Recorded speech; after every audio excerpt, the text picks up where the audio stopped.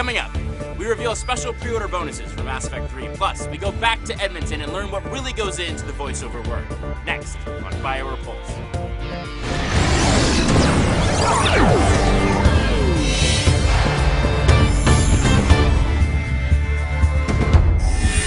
Happy New Year! You're locked into BioWare Pulse. I'm David Silverman.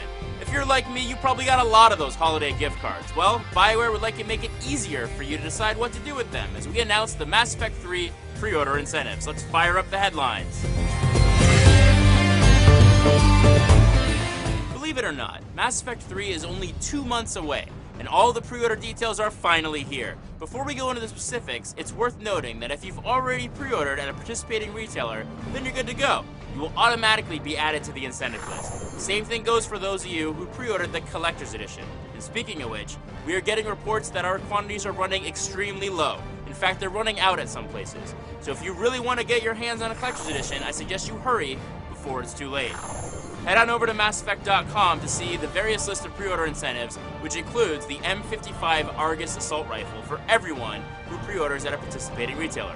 The Argus Rifle allows you to unleash a triple burst of rounds. In addition to the Argus Rifle, for those of you who are pre-ordering via Origin, you will also receive the AT-12 Raider Shotgun, which is designed specifically for close-range targets and for superior rapid fire.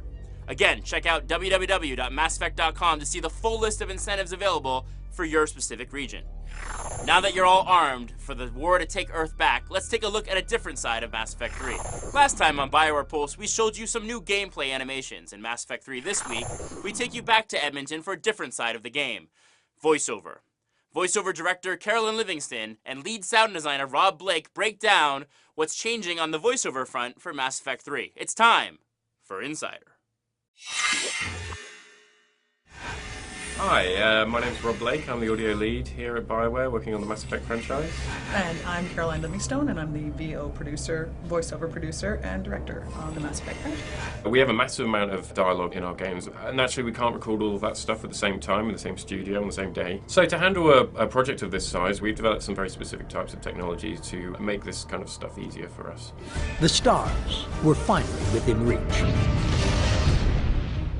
Often I'm asked, why can't it be like this game where actors are together in the booth? And it's like, we can never do that. It would be impossible to have every actor in the booth recording this 40,000 line game. So luckily this tool called Veda was created by two gentlemen in Guilford, EA, and we picked it up and ran with it and kind of adapted it to the BioWare game. It's just the closest we can get to having actors in the booth together. So if Jen is saying, you know, we gotta move, then that actor knows that they have to meet that intensity, they have to meet that volume to drive the scene forward. Thanks.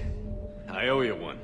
More than one. So we developed this system called IVM. Intensity Volume Matrix. Intensity Volume Matrix. Yeah, the writers were on board with it. Oh, absolutely, yeah. They kind of created this drop-down tool where you can decide how you want your line read. So it's just added this layer of texture to the game that is super cool, because now it's not just, we've got to go, everyone's saying, we've got to go. It's like, we got to go.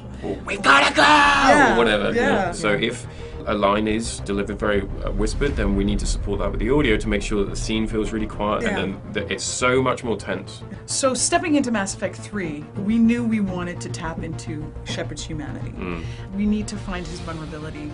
We need to know that he's not confident the whole time that he is going to win this battle. And he has emotions as well. Yeah. We're not just like macho Shepard. We're gonna take him down. It's almost like we have this little flare of, we're gonna take him down. I hope, you know.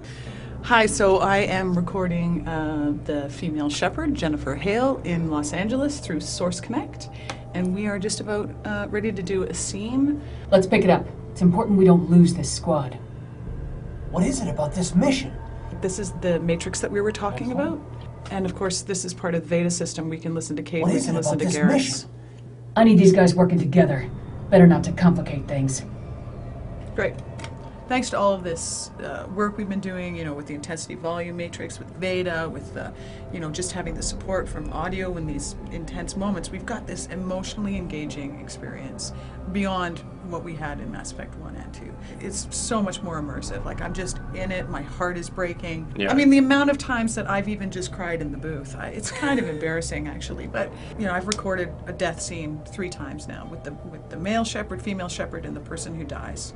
And I've cried each time, but even more importantly is that we finish the scene and there's silence for 10 seconds because we're both on either side just whinging away. I can't comment because we're both crying, and it's a beautiful thing. It's really beautiful.